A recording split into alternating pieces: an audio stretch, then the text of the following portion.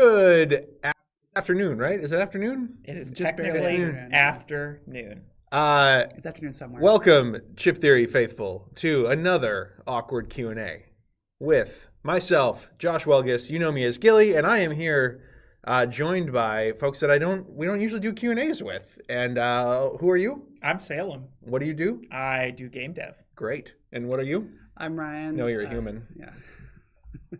Tricked him. I'm Ryan, and I do game dev and writing. Yeah. So we're here. I don't know. I mean, I don't know what kind of Q&A we're gonna get on any given day. This may be a short Q&A, maybe a long Q&A. But we're here to answer all your questions about all the things. And I'm trying to think of if there's any like major news that I want to just get out off the top. But I will say there is an update coming on Hoplomachus Pandora's Box. That will be coming this week. I have it pretty much written, and I'm just waiting for some stuff from our graphics team. Spoiler alert, we have started layout on the Pandora's Box content, and our graphics team is kicking out a lot of stuff very, very quickly, which is great. So I don't think those are all questions. I think that's an accidental paste, perhaps. Anyway, so that there is news coming on that. We are also working on a Roth update, just letting you know that the Pledge Manager will be opening on April 30th. So we have not announced that yet to our Roth backers, but if you are watching this and you backed Roth, know that the Pledge Manager is opening on April 30th. There's a whole bunch of other secret stuff going on behind the scenes here at CTG. There's stuff going on behind the scenes that even these two don't know about, and I'm not going to tell them, and I'm not going to tell you. We'll get it out. Wait, so we shouldn't talk about game to pick a game too? We can talk about that. No, the picketing. Yeah. I should say, I should mention off the top, and I'm okay with either of you giving a couple of spoilers, actually. Oh. But these two are two of the primaries on the new Cloudspire content that is in active development. Cloudspire Harbinger coming to GameFound this fall. Anything that either of you or either, I switch back and forth between either and either. This is the same as my aunt and aunt situation where whichever one I pick to say, I regret. It doesn't matter whichever one I pick. If I say either, I wish I would have said either. And if I say either, I wish I would have said either. Same with aunt and aunt. Anyway. Oh, I thought you meant like with your aunts. You have one aunt that'll like chastise you for saying either, and the other one will for either. It's just I grew up in Wisconsin where everybody in my region of the state said aunt. Mm-hmm. And then I moved to Minnesota and everybody I knew said aunt. And now when I say aunt, I feel like I'm betraying my heritage. When I say aunt, I feel like I'm like weirding out people around me. Anyway. It was really a big problem though when you went to that Alien Aunt Farm show. Yes, it was. Okay, anyway, anything that either of you would like to say about Cloudspire? What are we allowed to say? I would say you can talk about maybe the committed quantity of products that we are looking at. You might be able to, I mean, you could maybe speak to some of the ideas you might have for the story. I don't know. I would say leave things like faction specifics maybe out of the conversation, but we can start teasing a few things. Okay. Yeah. Well, there's going to be a few factions and then some additional gameplay content that will let you kind of play not just with the factions will still be base game compatible only, so you can buy the factions in any order, but then there will be additional kind of gameplay module that will have some new neoprene and some new scenarios and things that let you play in kind of other combinations of solo scenarios with different combinations of factions, basically. Sure. So, and that's already being worked on. We had a good meeting about it last week, and Logan was actually sending us. Logan, one of our other developers, was sending us some pictures of some of the stuff he's been doing already. So that's going pretty well. Yeah. And while we're not going to commit to this 100%, but I think sort of this as far as the storyline goes, we're going to have like the story of the new factions being introduced in a specific order. So it'll like go this box, so on. And that once you finish the last collection of scenarios for that last faction, then that's where like the bonus scenario book is going to sort of pick up, and that's going to sort of be essentially the final chapter, the epic conclusion of all these factions coming together and forging new alliances, fighting against previous friends, all sorts of good fun stuff. Yeah, we've got some exciting stuff planned. It is going to be a explosive conclusion. It's going to be a hard banger. Yeah. Harbanger. Okay. Anyway, Harvey. What are you doing here? I'm here to tell you the context of these questions. These are questions submitted with the giveaway form, which is still live. Fill out the giveaway form below, in the link below. But there's going to be a lot of questions. If you see repeats, I'm trying to clean them up. But Okay. Oh, so that wasn't an accidental paste, probably. That was a full... Okay, we got a lot of questions. Wow, a lot of questions. Incredible. Okay. I will try to burn through the easy ones real fast. Will Baby Gilly have a sibling for TMB? No. We don't have a product called Baby Gilly also. Oh, yeah, that's true. Yeah, Baby Gilly about, doesn't exist. Thing, Yeah, good point. Yeah, We do have one called the Kobold Child. Yeah. Will CTG Kids games be available outside of the United States? Presently, no. There is a possibility that some future titles might. That has to do with the fact that we are not designing. We've worked on a little bit of content for some of them internally, but primarily we're actually licensing them.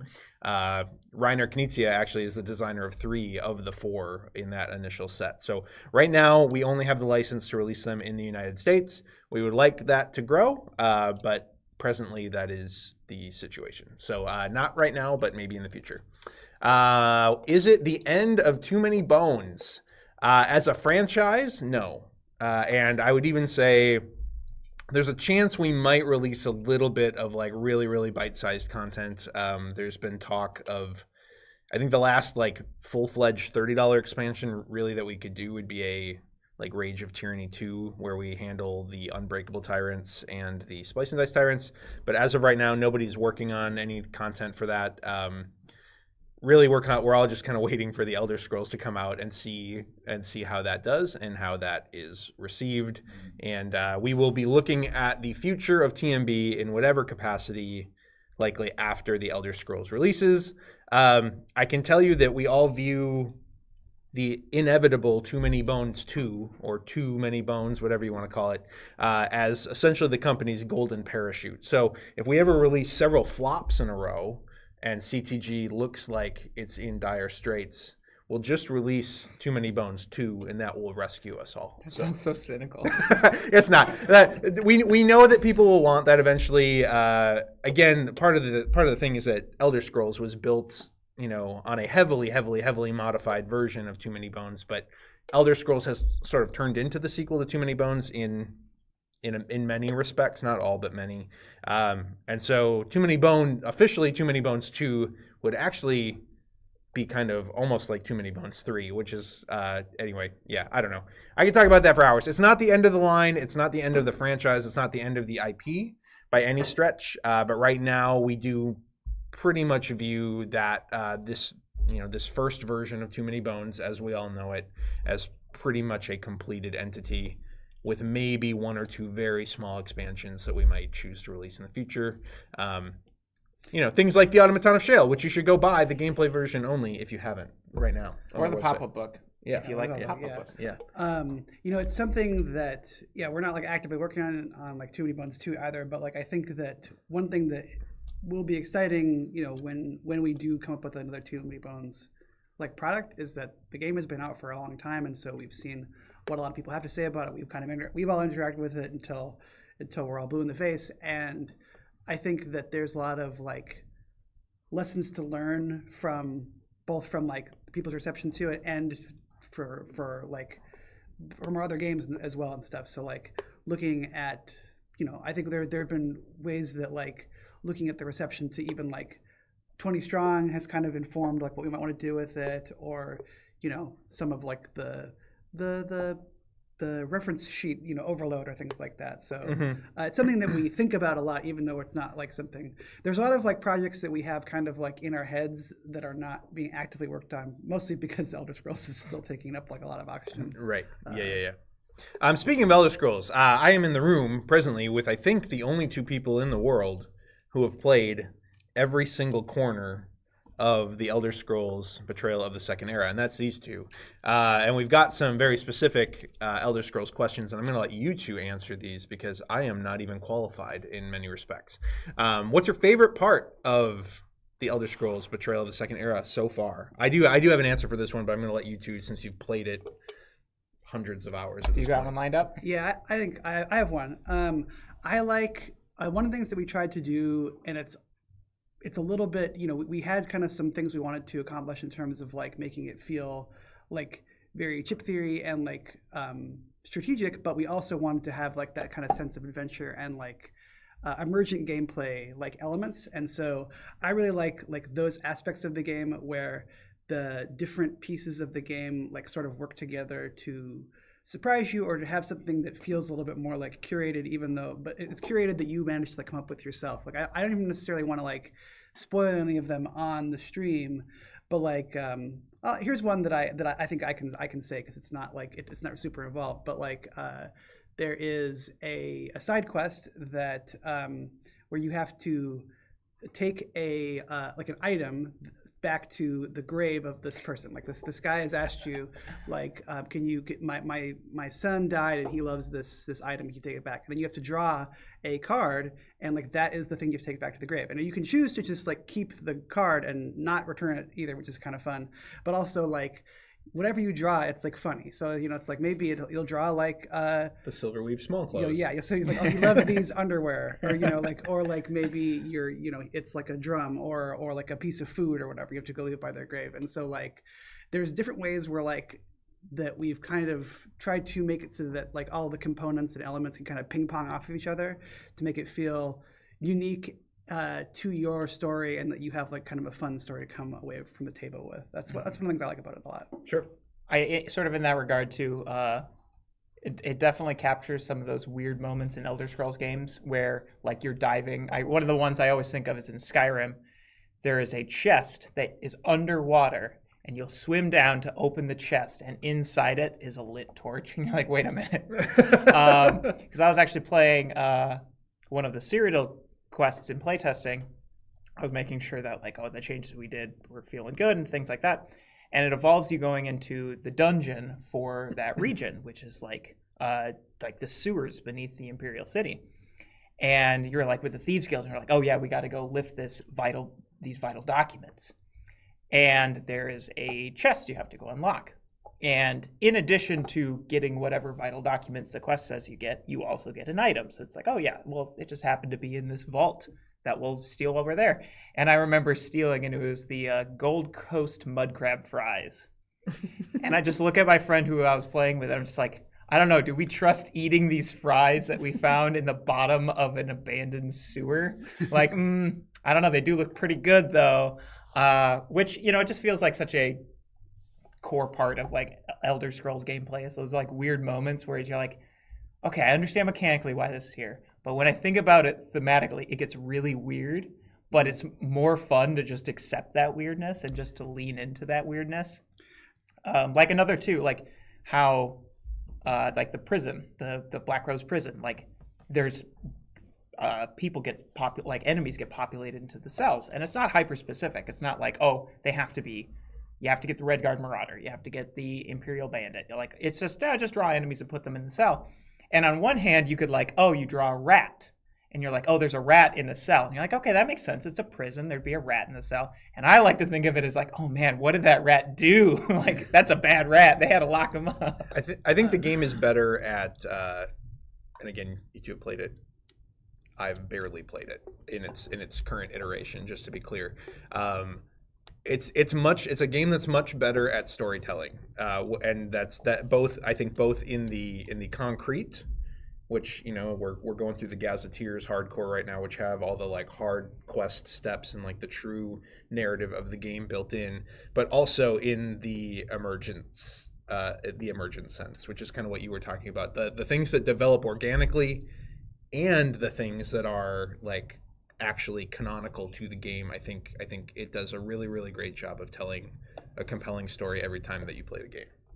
Yeah, and I guess I wanted to say too, because I think all three of us kind of talked about more about like the thematic elements, and like I do, for people who do look to us for like, hardcore kind of strategy stuff, I wanted to say that like it actually kind of like moves over into that element as well. So like that's one of the neat things is the character building, where like you kind of can develop these kind of emergent builds based on like there's all of these different kind of combinations of skills and classes and things that like you can come up with these really interesting like exploits or like strange combinations of things. We on our Discord, there are some people who have playtested the game who are maybe not quite following their NDA to like the furthest extent that they could be, who have been talking about how why would you ever get combat dice or whatever, like instead of getting skill dice. Well, first of all, we don't really want you to get a ton of combat dice all the time, because like the other skill lines are usually more versatile, but there are some builds where if you have a lot of skill dice, suddenly like you become really powerful. Like there's combat dice, you mean? Combat dice. Sorry, you become really powerful. Like for example, if you take heavy armor, like one of the heavy armor skill lines lets you basically do like lashback damage per the number of like combat dice you have in your rolls or things like that. Where like there are these interesting ways where like depending any kind of combination of lines, like some of them might feel a little bit more of a natural fit, but you can usually find some sort of like a weird way to like string them together, or especially when you're using also items and classes and stuff. So it really does you can kind of build your character super differently every single time you play, and kind of come up with different ways to kind of challenge yourself. Yeah, I'll definitely agree on that, and sort of go to the next question. That's like, how good is it? Like, actually, the next question is how good is Betrayal of the Second Era? Like, actually, how good is it? I know I have a lot of bias because I worked on it so much. I adore this game, and like, despite how many years we've been putting into it, literally the thing I'm most excited for is to actually get it to my own table and be able to play it with my friends. And like a lot of the play testers I've been playing with in person too, they're like, oh yeah, we can't wait to get our copy because we want to just play it. And again, that speaks to like the build variety. I think that's like one of the coolest things. And seeing all of the people theory craft in Discord is a lot of fun, but I also love sort of sitting back and knowing like, oh yeah, there's so many options. Like for example, one of the most popular things I've seen is that, oh, you got to up your recovery stat. And it's the most expensive thing to upgrade. But a lot of people, it's like, oh, you have to. Like 100%, that is something you just have to increase, likely to 4. Sometimes people are even like, you got to get it up to 5 or even 6. Your cooldown stat, right? Cooldown stat, sorry, cooldown stat. Because people all say you should bump your recovery stat in 20 strong. Yeah. And don't get me wrong, high cooldown is important and is good, and that's why we made it expensive, because it's like that push and pull of like, oh, I could get 3 skills for the price of increasing this stat once. Like, is that worth it? At what point is that? And just to sort of like really push the boundaries, I did that build that Ryan mentioned where I took like the heavy armor and I had a ton of combat skill dice to provide like flashback. And I was playing as the Red Guard, who normally only starts with 1 cooldown, which is like the lowest one, but they have some really good other effects. They start with 3 combat skill dice, for example, which was perfect for this build. And I went through an entire campaign, never once increasing my cooldown stat. I left it at 1. Now, granted, I was in a party of 4, so people were picking up like some parts of the slack and whatnot. But you can absolutely make some very interesting, very crazy builds. Not everything is going to work, of course. If you take, 3 different things that all synergize against each other, or that don't deal damage, or they don't. If you don't take anything that deals damage, that was actually one of the things, too. Like I can't remember exactly where we landed. If we force people to take damage, or do we just highly recommend? We highly recommend. Okay, yeah. But it's like there are 4 skill lines in the base game, 5 if you include Daedric Summoning, which can kind of work, but 4 primary damage dealing ones, and we're like, hey, for your first skill line, take one of these. You need it. And that's very true. Yeah, if you take nothing but acrobatics, illusion, restoring light, Ledgermane, you're just not going to win any fights. And you do need to win some fights. Demon. I would say, number one of the hardest things to know is like, sometimes you really know, sometimes you don't know. On a game this large that we have all been this close to for 4 years, how good is it really? Like, it's hard to say until like a lot of people play it. Excuse me. I can say that we've been demoing it for the public at conventions for the first time over the course of the last couple months. And these are people who are playing the really, really janky prototype version that, like, you know, that we don't have the final components for. We don't have shiny dice. There's been no art on the loot cards. Potato boys on yeah, all of the yeah. hero chips. And we've heard comments from people like, I think this is it. Like, I think this is my grail game. Like, this is everything that I've ever wanted in an adventure game. Everything that we're hearing from people who are sitting down and playing it is just it's phenomenal. Now, you get the game into 15,000 people's hands, and they really start putting it through their paces. That's when you really find out, and you never really know with any game until you've had that level of engagement with it, especially something of this scope. I wanted to rewind though and just say my favorite part of it is the 3 scenario structure plus the flexibility that you have with your character development. My favorite part of like every Elder Scrolls game is like playing around with character builds. And on the other hand, I have a couple campaign games. I have Oathsworn. I haven't started it yet.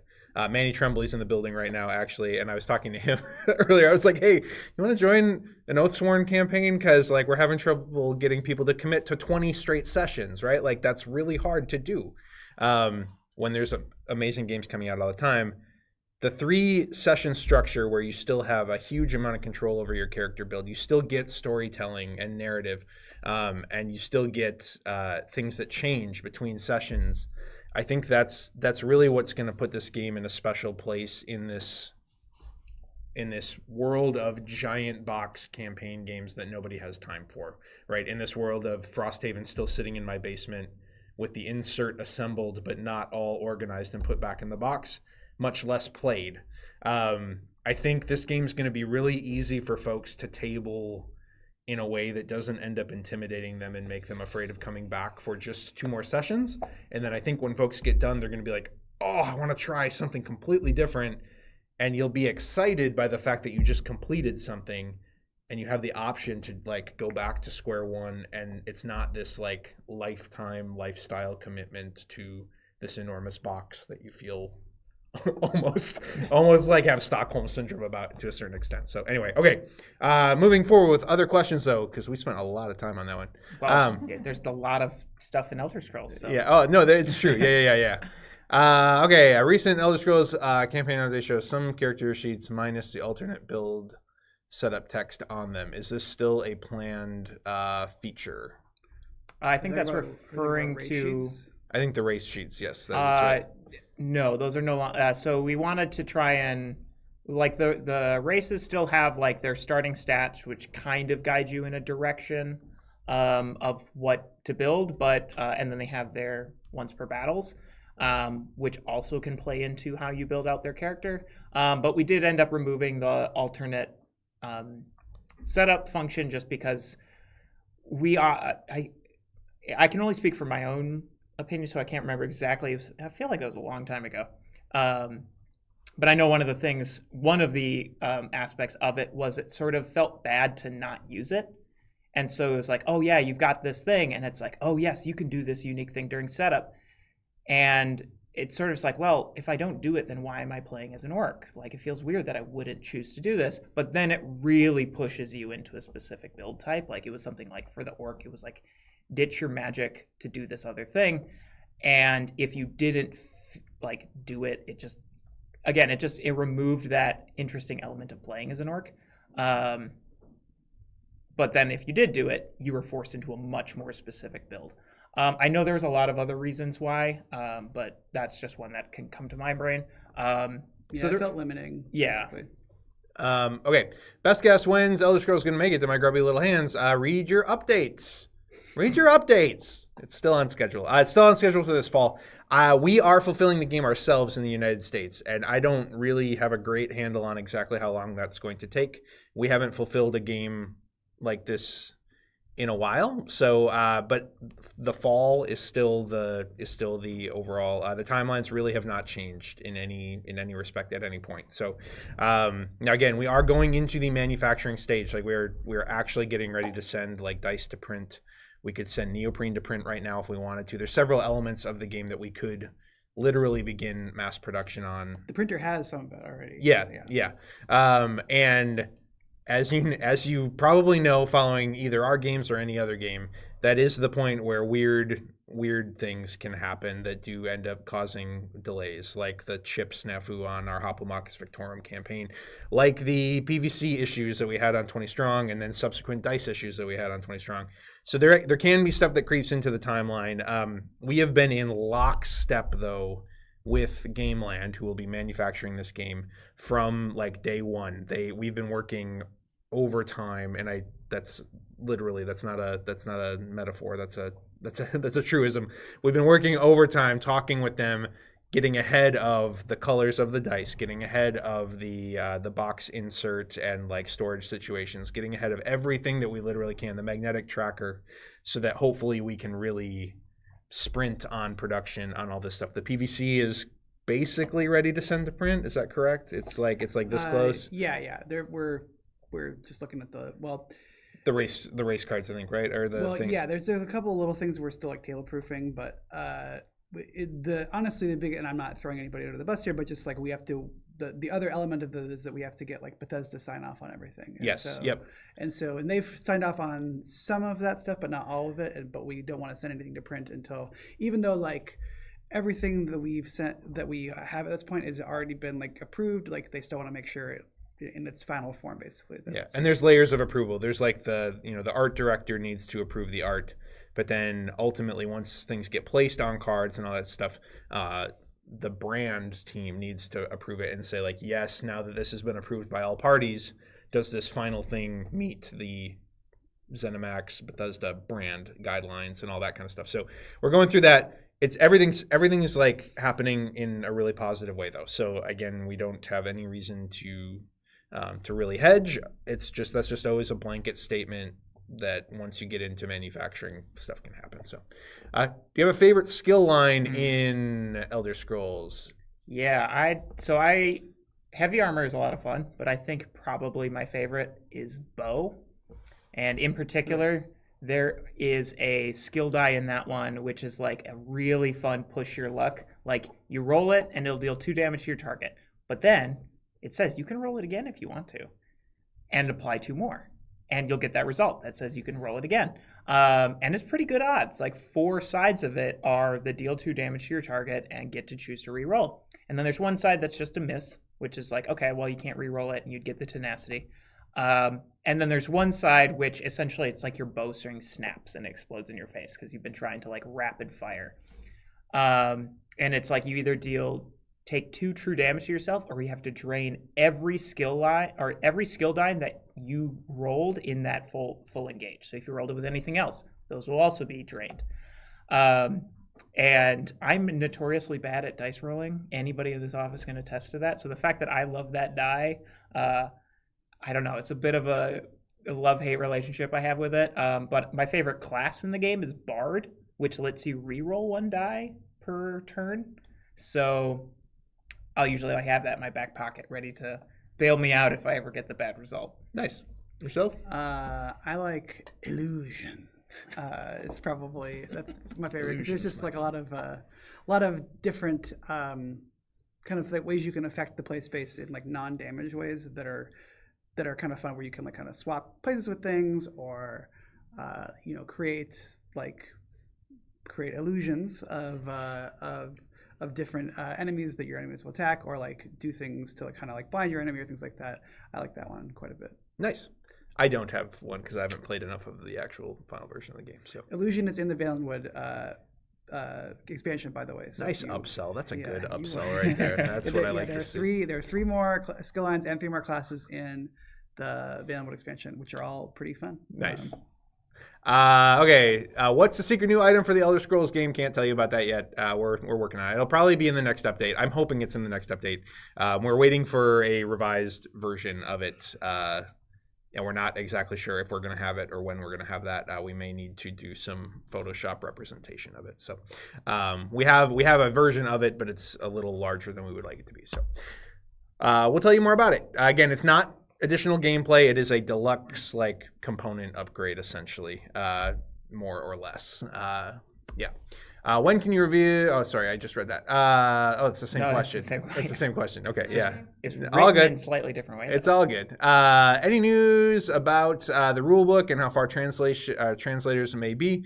We're still just grinding away on it. No news on that front right now. Again, we will let people see it before it goes to print. So no worries on that. The rulebook, the translators are looking at a version of the rulebook right now. Right.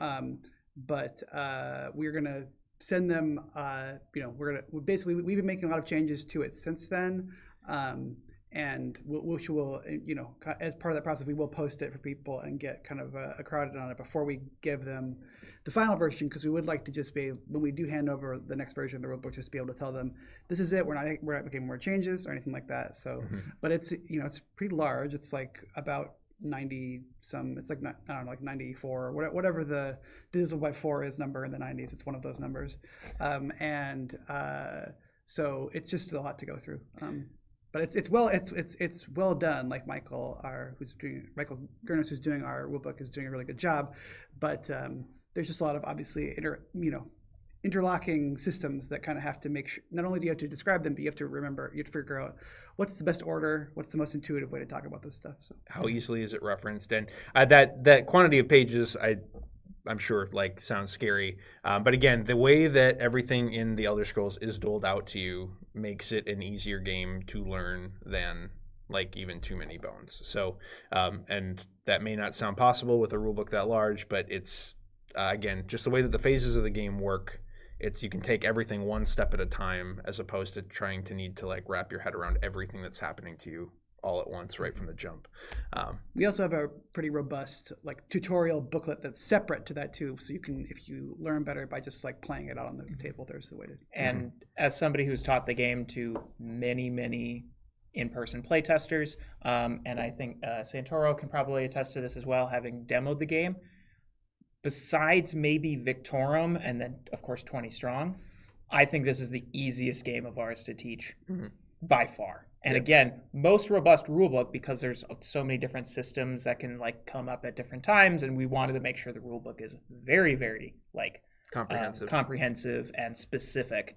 But it's so much easier to teach. So my personal recommendation is if you're the one getting this game and you have a group that you want to teach it to, put in the time to really get familiar with it, and then be the one to teach it for the group and cover the bookkeeping, as it were, the enemy AI movement and things like that. And I have had tremendous success in my groups of smooth games going, people picking it up quite quickly, especially when they don't need to worry about the booking ending stuff. If there's just one person who can handle that, then it goes even faster. Yep. You gave me great joy by releasing your games in Polish. I hope they all come out. As a Polish, somebody with deep Polish heritage, I am happy to do that. For not that I've ever been to Poland, but someday I'd love to go. And it's interesting working with GameFound, because they're all based in Poland too. So I've actually learned a lot about my Polish heritage by talking to the folks over at GameFound. It's kind of cool. Did you encounter any unexpected benefits or design challenges transitioning to the larger Elder Scrolls maps compared to Too Many Bones? Do you feel like you have made the most out of all the extra table space? First of all, I would say most of the extra table space that this game takes out, I guess delves are one thing, but most of it is actually in the amount of stuff that needs to go in your player console. That just needs to be a lot larger than in TMB, because it's not quite as tightly contained with your race card and your class card and all that kind of stuff. Although if we look at this playmat design, there's not a spot for the reference sheet. That's true. Here, whereas on the Elder Scrolls one, there is. Yeah, that's true. So. Yeah, that's. I think that was important in this game, and you two can speak to it much more clearly than I can. But one of the challenges I think coming at the Elder Scrolls when we were first talking about it, we wanted really, really open character development, right? That's, to us, that is our favorite kind of part of the Elder Scrolls experience, and that's the combat and building your character for combat is what we've leaned into the most heavily in this game as it relates to things that people love about the Elder Scrolls. But when we developed for Too Many Bones, and you could kind of create a closed system around a gear lock, you could give them really, really gnarly mechanics that don't necessarily need to work with any of the other characters. Stanza, Tink would be examples of that heavily. Even Carcass with the recipes and that kind of thing going Gasket on. with Or its Gasket, yeah. hydro canisters. Yeah. We knew that if you were building a character from scratch, we couldn't do that. Like, things couldn't be quite as gnarly because you are needing to learn it on the fly. And then who knows what it's going to end up bouncing against when you can unlock any number of, whatever, another 10 to 12 skill lines by the time the game's finished and that kind of thing. And so having the option to have abilities that interacted with movement in a much more consequential way was a big deal right from the jump. We knew we'd need to give players more opportunities to move around, if only to allow more skills to interact with that and to have more consequential skill lines and that kind of thing. Though I also know, that's a common thing that some people don't like about Too Many Bones is the hyper tight sort of very, very tactical movement. So I don't know, you two could speak beyond the initial inception of some of that stuff, how you think movement in combat has affected the game, improved the game, been challenging. Well, I think your point on trying to up the viability and frequency of movement abilities is huge. Like the number of items, skill lines, class abilities, encounter specific rules that play into movement is quite big.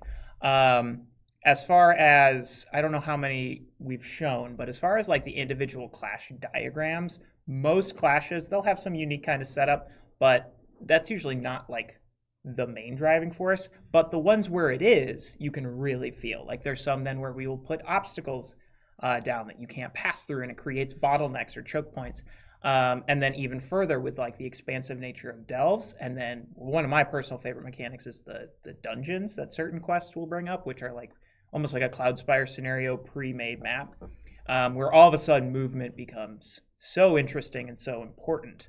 But I think even going on by that too, to sort of like just pressure a few more of like the changes that were made, because it is inspired by Too Many Bones mechanics, but as you mentioned before, heavily modified. Mm-hmm. And one of the ones that I was really glad we did was the change to like fatigue rounds, because in this one, first of all, fatigue rounds ramp up a lot more for you as a player. Like you get over fatigue and then you take damage for each over fatigue you have, which means if you go into like multiple rounds of fatigue rounds, you're going to be taking like ramping up damage, and that fatigue damage, like enemies don't take anything. So unlike in Too Many Bones, where all of the enemies start to where you can kite, and you can like win a war of attrition, you can't do that in this game, which actually allowed us to make defensive skills a lot more exciting in this one too, because it's like, oh yeah, if you want to focus on being a tank, if you want to just turtle up and like become like a thing that all the enemies go for while other party members do objectives or like pick people off in the distance,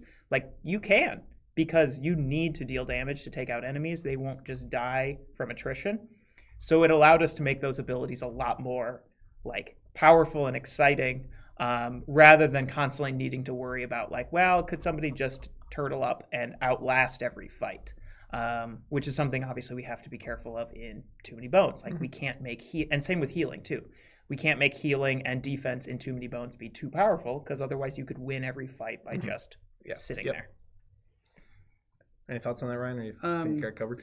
Yeah, I mean, I think you mostly covered it. Other than I would just say that, like, there's so much content in the game. There's, like, counting the end games, we made like 60 quests, if you include Valenwood, and a ton of battle encounters and stuff too. And so one thing, we really have had to like stretch ourselves in terms of like figuring out like every possible iteration of like a weird thing you could do with the systems. And so even now that we're done with like the design and development part of it, like sometimes Sam and I will say to each other, oh, here's an idea, write it down for the next time, And so there are, like, movement is definitely like a big part of that. We're like trying to figure out, okay, well, what if you couldn't move very far? Like, what would happen if in a situation like that?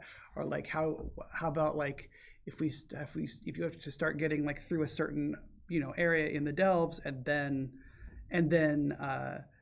get then that summons an enemy, and then you get to go back to the enemy or things like that. So we definitely are trying to come up with like lots of different ways to make not just the movement, but like, you know, every element of the game like feel meaningful, but movement including in that, like just kind of the hope is that there's something that will kind of like test every mechanical aspect in the game. So. Yeah. Okay, so we got some Cloudspire questions. I'm going to try and burn through a few of the easier ones in a hurry. When is the final GameFound campaign for Cloudspire? It will almost certainly be in October. We haven't chosen a final date yet. We just this week are kind of making some final decisions about how we're handling Essen this year and that kind of thing. And we didn't want to run the campaign over Essen. Historically, that hasn't worked great for Cloudspire, if you know anything about us. So it will likely be sometime in, I would say, mid-October is what we're kind of shooting for, but no date has been set as of yet.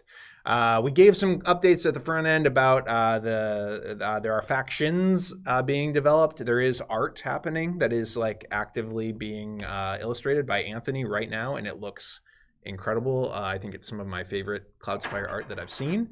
It looks great. So there's a question here: is there going to be some sort of replayable solo mode for Cloudspire, like a random mission generation? I would say almost definitely, certainly not, and that is because I think one of the reasons that Cloudspire's solo campaign specifically, and the co-op to an extent, has been so incredibly well received is because those things are tight, and they are tightly tuned to a degree that I would say probably no other Chip Theory content needs to be. And, again, that's because of the systems that play in a lot of our other games are about more emergent gameplay. Cloudspire is kind of a distilled war game to a extent, and those solo scenarios right down to the last CP that you earn really, really, really are tuned tightly. Randomly generating them, it just wouldn't give you the experience that you love about Cloudspire. Like we pour over those solo scenarios like nothing else. So no probably replayable solo mode. Endless mode was kind of meant to be that. I know that works with mixed results depending on certain things, but it will still largely be scenario driven. Annual Cloudspire tournament held at CTG headquarters. Hey, so again, I've said I'm on record saying 100 million billion times. I have no idea how this campaign is going to go. I expect it will be successful. I would love for it to, late in Cloudspire's life, launch Cloudspire into like modestly mainstream success for the first time, and maybe it will with our branding now, and with Elder Scrolls coming out, and with whatever we're about 4 years since the last Cloudspire campaign. Maybe it'll do way better than we expect. The primary reason we're doing this campaign, however, is out of passion for the game itself and really wanting to put a bow on that franchise and say, like, we really supported this passion project all the way to the end. And I've talked about before, like, the finances and the business side of that. It's been a challenging discussion of when are we going to do this campaign. But the primary reason we're doing it is not because we expect this to be like a $5 million campaign or something crazy. We know it's not going to do anywhere near Elder Scrolls numbers, etc. But we're excited about this game. We're excited about this franchise. We love it, and we want to close it out the right way. And so that's the intent. Now, if it did a $2 to $5 million campaign or something crazy and it blows up, it probably wouldn't end up being the end of Cloudspire. So again, as we always say, if you're a huge fan of the line, if you're a huge fan of the franchise, like, continue to tell people about it. It's had this strange, slow burn, like, underground growth and passion that I haven't seen on any of our other releases. And really, I haven't even really seen it around any other game released in board games. It's like, whatever, people keep discovering it, but it's still a niche group of people that keep discovering it. So anyway, I'd be down for that tournament, though. Yes, yeah. Salem is the one that put together like our Cloudspire tournament rules, and at least maybe at conventions and that kind of thing, we might continue to ramp that up. We'll see. For Spire minis in the Cloudspire campaign, will there be an expansion faction box? It will include all expansions, minus the Grige. Because that's in the base. Oh, or will you just reprint? I think we will do it as a separate box just to respect the folks that are already like into collecting the minis. I don't think it would change really the cost from our perspective in either. Like, we're going to price them. It'd be priced the same if they were all together as they would separately. So trying to manage more and more and more Cloudspire SKUs is not something that we really want to do. Again, partially because it doesn't sell as well as a lot of our other lines. So so a single SKU that just has the new faction minis in it is going to be the approach. That's a good opportunity though, to say that we're not, the minis the minis, even more than the rest of the game, are not like the super strongest sellers. And so it is possible that we might basically only make the minis available on the campaign, right? Isn't that? We will overprint a certain subset, but I would say if you want the minis, the next print run we do of the Cloudspire minis is very likely to be the last print run. Whatever quantities they are, however many we overprint or don't, the next print run of minis that we do will likely be the final Cloudspire minis print. So yeah, keep that in mind. And if that is the case, and if they do end up being like completely, like out of print, will we release the STLs so people can print their own? I don't know. Like there's conversations to be had about that. But yeah, the minis in particular have not sold tremendously well, and so we are not going to overprint a large quantity of them in whatever capacity we do them. So I love the minis though. If you are on the fence or haven't seen them, like I do, Cloudspire is like probably the game of ours that I play the most, like in my limited amount of free time, and I use the minis every time. The minis are really good. The sculptors who worked on those are very talented. They do help with board readability too. It's just like, again, like it's really easy for your brain to pick up exactly where the spires are, which is kind of nice. Any news on potential new sets for 20 Strong, and when are we going to see another game based on Solar Sentinels? So again, we have Tanglewoods coming this summer. That should have a fairly tight turnaround with any luck. Cloudspire this fall too. And Cloudspire this fall. So that is all that we've announced. There is at least one other deck being worked on in the background to at least a small extent that we have not announced yet, that we will get around to at some point. And as far as ones that we don't even know will be announced, but just like truly early developments, like we've got quite a lot of like, and again, I'm not talking about like things that could ever become decks, but as far as just ideas we have that we have sort of workshopped and just been like, hey, could this be something we could pitch and like make as an idea? Tons. I think 20 Strong has got such a diverse and dynamic future. Yeah, a lot of enthusiasm for that around the office. So yeah, right. A lot of different. We want to do a lot of stuff with it. Yeah, I would not hold your breath for a Solar Sentinels like big box game or even medium box game. That's not something that's really being thrown around in the office. But and again, if you go back and watch the original 20 Strong promo video that we did for the campaign, the thought behind though the art style is phenomenal, and Chris did an incredible job on the art for that game. The thought behind that theme was like, let's intentionally create kind of a generic throwaway theme. So it's kind of funny. It was kind of funny to me watching like people get really like, oh, this is really cool. And I think that has everything to do with the art style. The world itself, we haven't put a lot of thought into, because again, it really was like, well, it could be some warriors and they'll fight some bugs. And that was really just the goal of Solar Sentinels as a franchise was to showcase the 20 Strong system, not vice versa. So anyway, it's a great and it's in the same way. It's like that's Solar Sentinels. I'm glad that some people like really love it as like their favorite one, but also like we really view it as like a great way to learn how to play. Correct. Yep. 20 Strong, as well. So. Yeah. Have you sorted out the dice quality issues with 20 Strong? Yes. And will you be offering any premium dice with the Tanglewoods campaign? Yes. Some preview, what that looks like exactly is still being talked about, but yes, there will be. Again, whereas the initial 20 Strong campaign was built to be as absolutely hyper streamlined as possible to prove the concept, on Tanglewoods you will start to see some things like accessories. There's a question here about like deck storage and that kind of thing, travel, a deluxe travel case. We'll be looking at all that stuff for this campaign. You can expect to see some more traditional or typical CTG accoutrements on the Tanglewoods campaign. It's not going to be like anything. We're not doing like a 20 Strong trope chest, but you get the idea. Like we'll be having some more. we'll be having some more accessories and that kind of thing. Will there be a preview of 20 Strong decks and new mechanics? Yes. What I want to do though, so we have all of the art done for one of the 20 Strong Tanglewoods decks, Tanglewoods Red. We have all the art for it. But we, again, our graphics team has been on Elder Scrolls. Now, with Elder Scrolls almost done, or at least going periods of time between like proofing feedback where they make changes, they have moved on to Hoplo. Once Hoplo is done, they will be moving on to starting to lay out at least Tanglewoods Red. I don't really want to show Tanglewoods Red without the art and without it looking really, really shiny and pretty, because it is beautiful, and Manny's done a tremendous job on the art for the game. So whenever that happens, that will be when we start to show off the gameplay. I don't really want to show it in prototype form with mostly text on the cards. Our prototypes tend to be fairly ugly. That's just the way it is. No offense.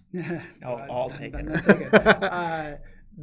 I work in dev, not graphic design, so Yeah. it shouldn't look great.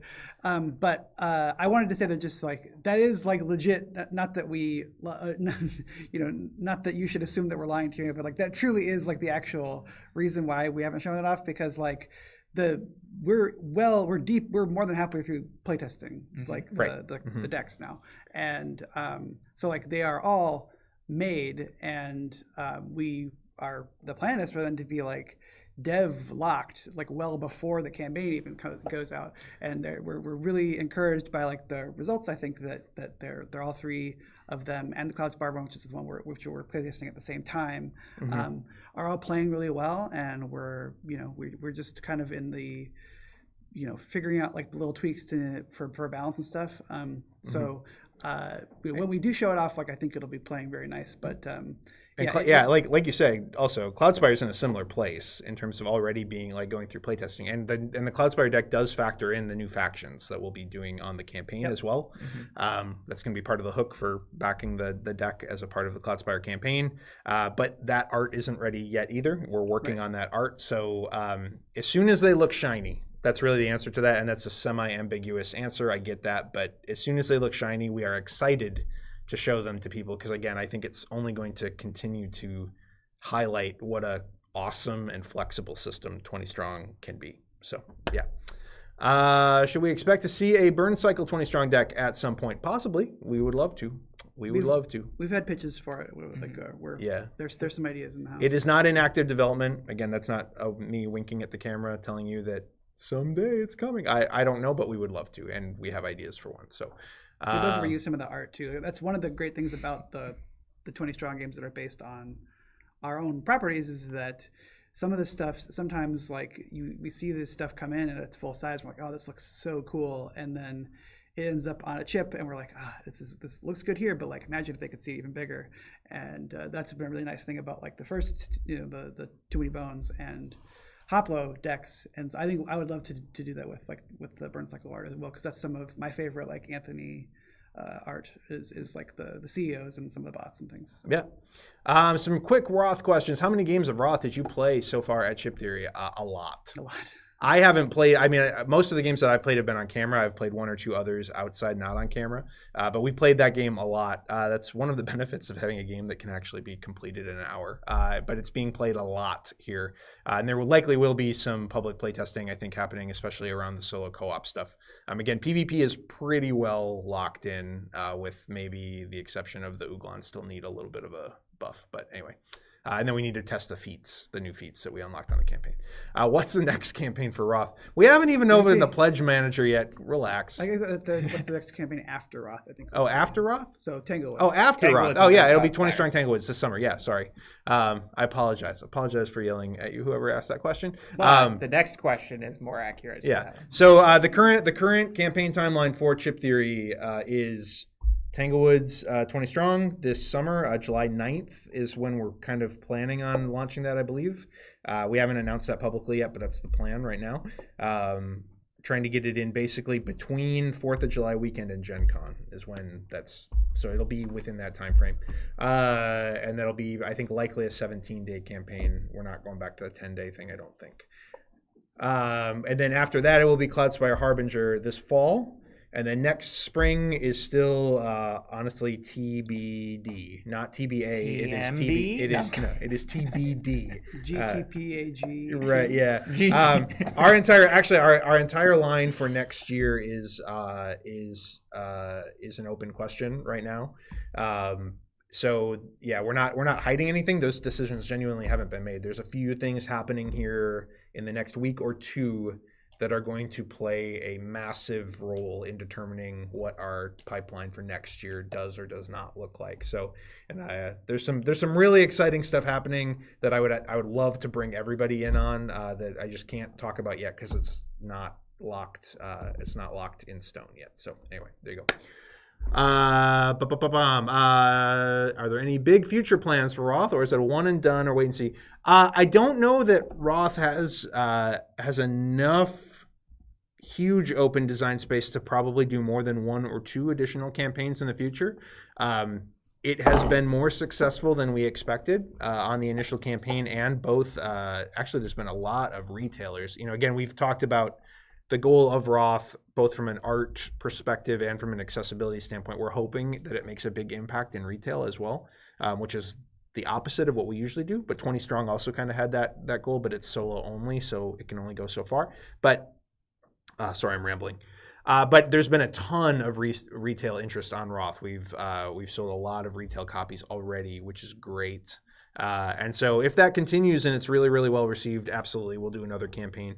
We have not decided that yet, though, because we want to see how the game is received after it releases. That's an important piece of the equation for how far do we take any given franchise, is how well does it do outside of a campaign, because we're always hoping that anything we do turns into something with a long sales tail, the way that Too Many Bones has had for us. So 20 Strong appears to be well on its way to doing that for us, which is great.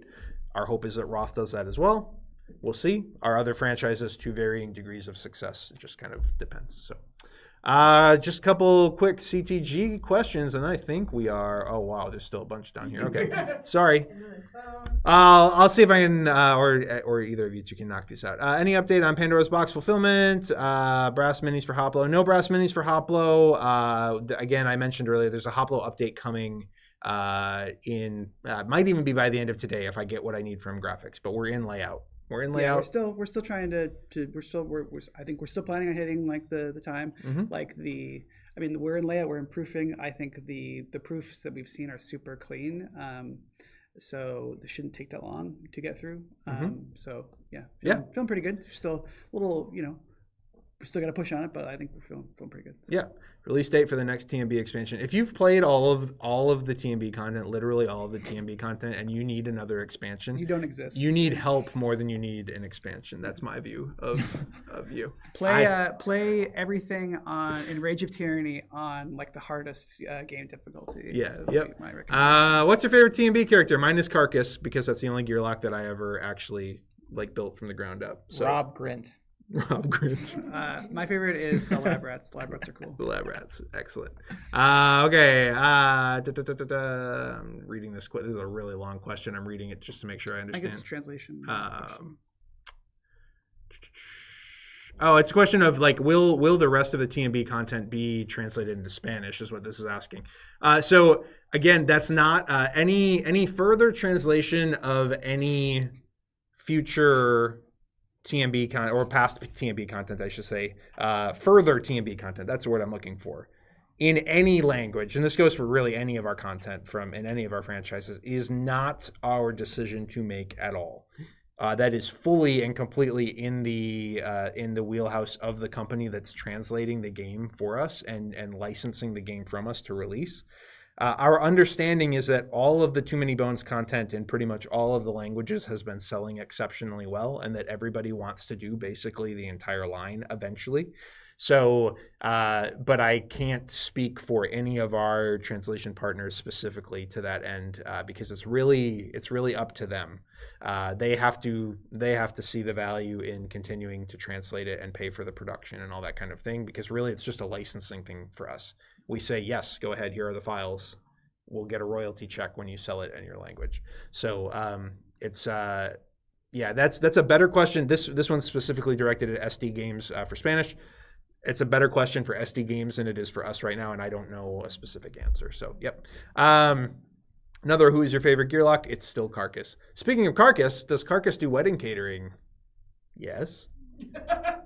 Contact me at... No, don't contact me about Carcass's wedding catering. I skipped a few. Yeah, I know. I'm just making sure I hit all the... You can skip probably the ones that are just like... What game has been on your shelf of shame or opportunity for the longest?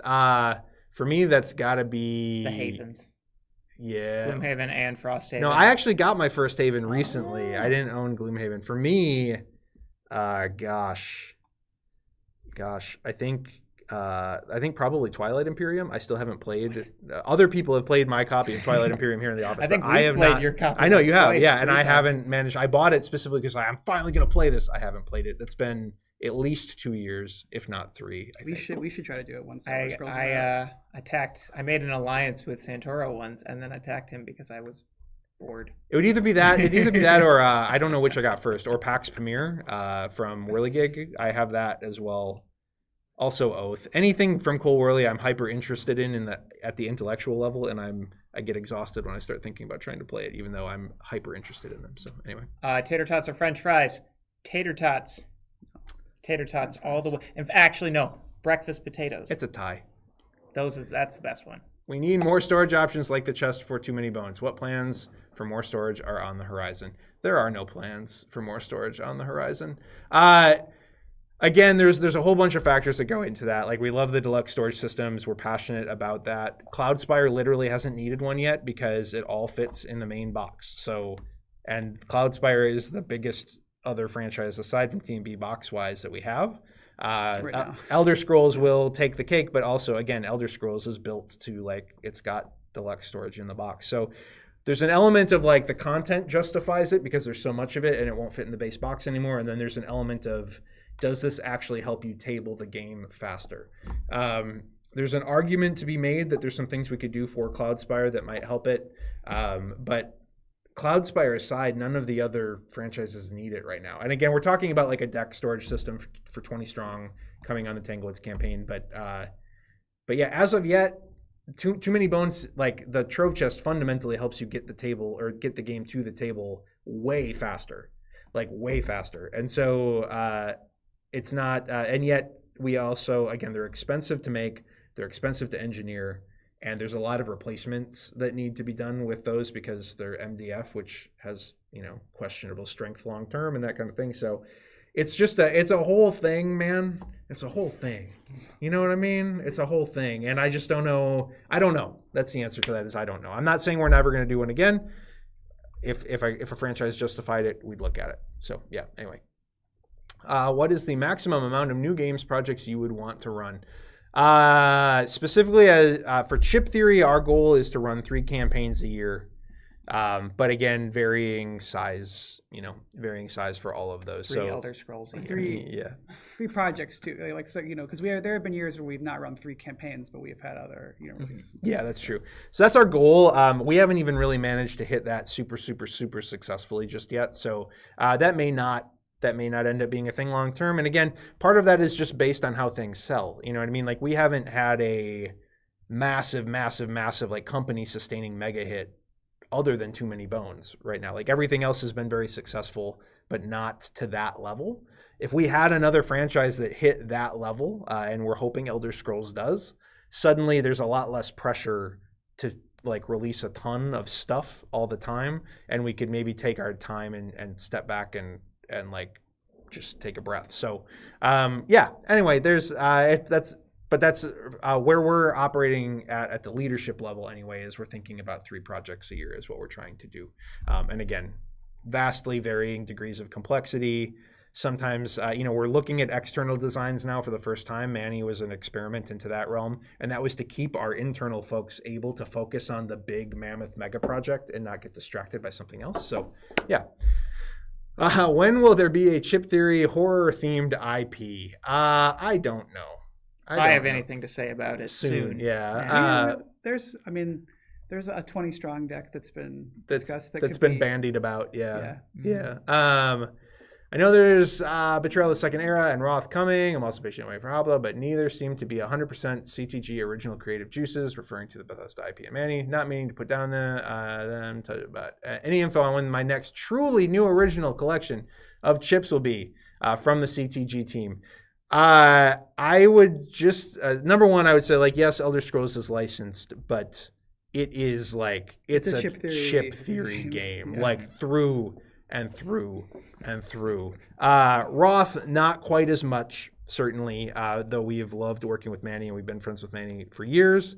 That is truly a Manny game that we are chip theorifying to the extent that we can. So like in terms of like what our next big creative like unique IP could or would or will be, I don't know. Again, we need to finish the things that we have already committed to, and Elder Scrolls being the big one. Again, 4 years we've been working on this thing. So again, if that doesn't tell you this is a Chip Theory thing, I can't. There's nothing more I can say. More work put into it than any other Chip Theory thing. Yeah. You know, so. But that said, we certainly still have a deep passion for like creating and releasing our own universes and our own worlds. And so it's certainly not like the end of that by any wild stretch of the imagination. So it's just these huge projects take a lot out of you. And again, like Burn Cycle was released to like whatever, it wasn't massively a huge seller for us. And so like we similar to talking about when we were going to finish Cloudspire, there's the passion side of all of those things, and there's the business side of all of those things. And the first thing we always need to think about is like keeping the lights on, paying our staff, hopefully giving people raises and helping everybody to make a good living. Like that's really important to us, that we are able to do that for our whole company. And so we always have to start with the business side of it and say like, okay, what's going to keep the lights on? And then in the gaps is when we can kind of like take the big risks and try the big passion projects and that kind of thing. So it's give and take. And the success of the business decisions often informs when we're able to take those risks. So we'll see. Yeah. I think this is the last okay. With the amount of approvals, etc., what the team has had to go through with the Elder Scrolls, do you think there will be more licensed stuff in the future? I think we get asked that just about every stream. The question is, we are certainly not opposed to it, again, largely from the business side, because obviously working with the Elder Scrolls IP has been a astronomical success to us, like from a financial perspective. But it would have to be something that a large subset of the company was passionate about, I think, in order to do more, especially a big licensed thing. Like again, a 20 strong deck would be one thing, and then something of the scope of Elder Scrolls is a whole other thing. And if we didn't have a large subset of the company that was really passionate about a property, we would never touch it from a big box perspective. I think the thing that people are going to feel when they open the Elder Scrolls is like, holy cow, no one has ever gone this hard with a licensed board game, like, or even close to this hard with a licensed board game. Now, I haven't played every licensed board game that exists, so I might be a little off on that, but like, again, if you look in the all-in pledges for some of them, they're pretty large. But you're going to open this game and you're going to attention to detail though. The attention to detail, like again, original artwork, like a clear and obvious like effort to like not just cash in on the franchise, but to like again to add depth hopefully to that franchise. I hope whatever Bethesda thinks of our game at the end of the day, I think they'll love it. But I hope that my deepest hope is that they look at it and be like, they added something of value to the world of the Elder Scrolls, and not, that was nice that we made a couple $100,000 or whatever off of that game that Chip Theory made. I hope they look at it and they're like, this elevates our brand. You know what I mean? In the same way that we have elevated their brand, hopefully, I hope that they view Betrayal as an elevation of the Elder Scrolls brand. And I wouldn't ever want to do a licensed product if I didn't think we could do that. Mm-hmm. We could infuse that level of passion and energy and creativity into it, because that's ultimately the main reason we're here doing this stuff, is because we're excited and passionate and creative, and we want to make cool things. So there you go. And like to sort of add on to that too, like I don't want to overhype the game or anything, but like I am a bit of a strange case in the office. I usually, whenever it's like, oh yeah, let's stay late and play games after work. Honestly, more than anything, I want to play our games. Like I love, like, it's not to say I don't think other people don't like our games, but there's this level of like, oh, we work on these games all the time. I don't want to then play them in my free time. I want to do something different. I love playing our games.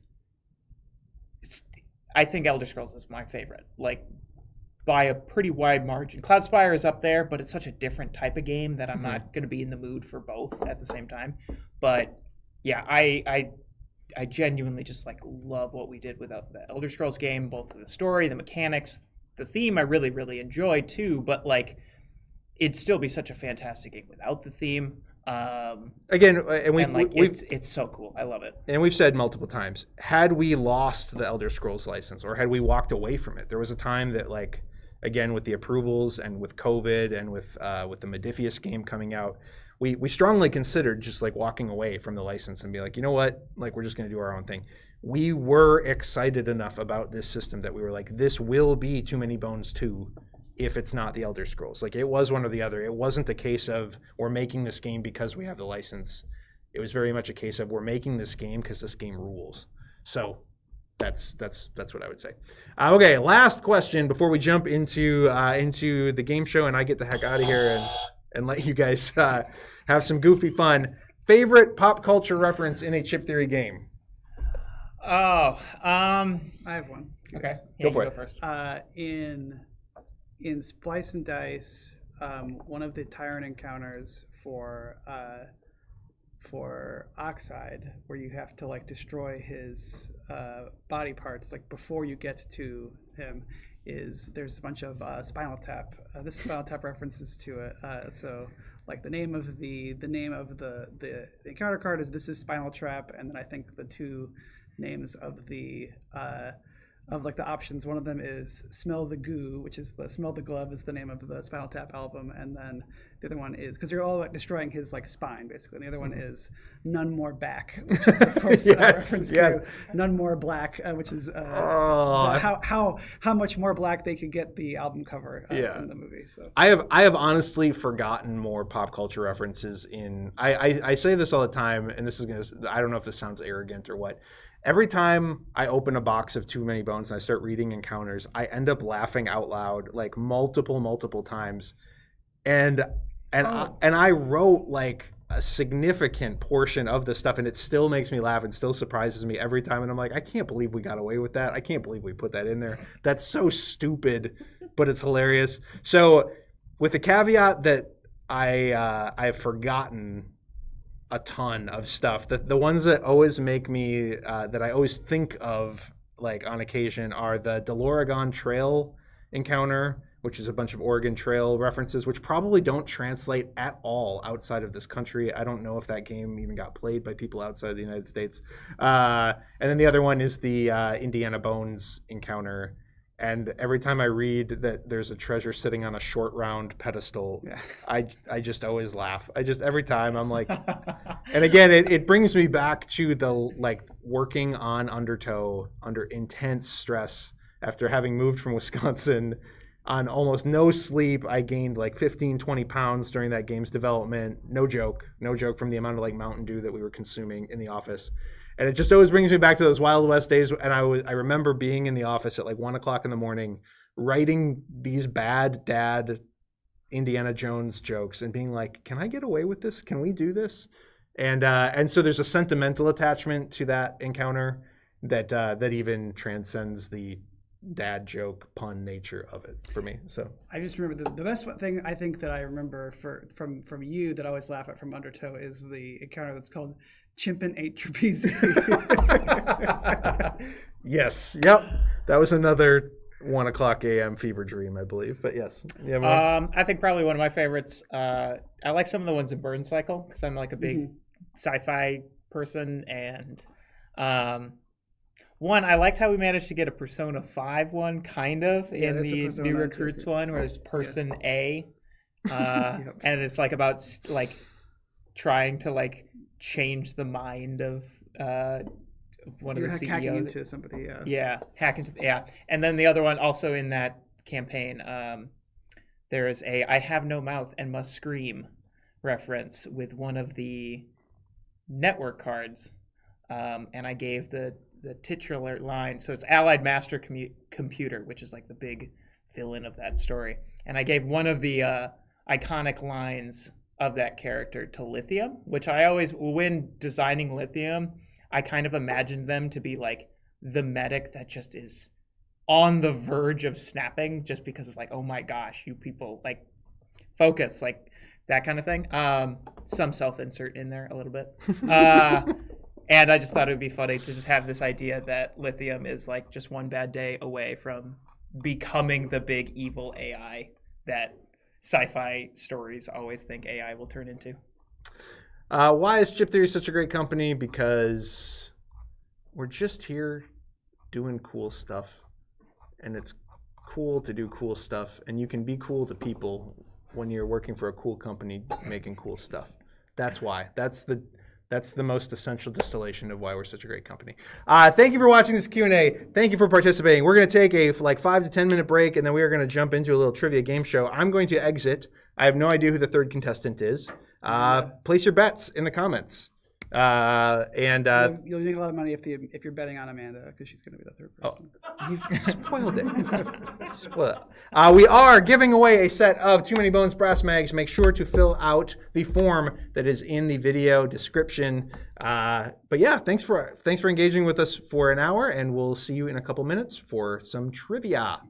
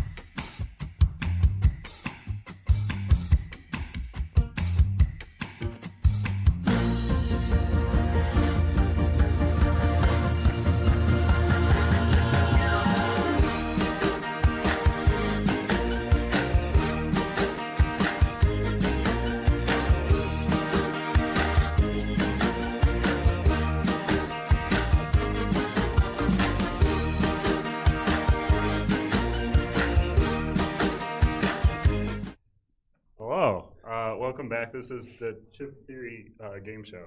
Money, money, money, win, win, win. This is episode, 4076.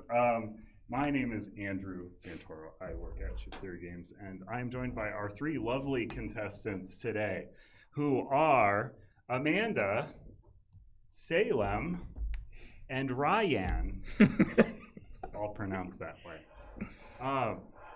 Today, we have not had one of these in a while. These are, so sometimes we do holiday-themed versions of this. Not every time, but sometimes. And we've missed a few holidays, so this edition is going to be called Chip Theory Games, Bunny, Bunny, Bunny, Leprechaun. So, we have categories today. Game's going to work a little different than it has before, because I think it always does. But there's 4 categories. Keeps you guessing. 4 categories. Each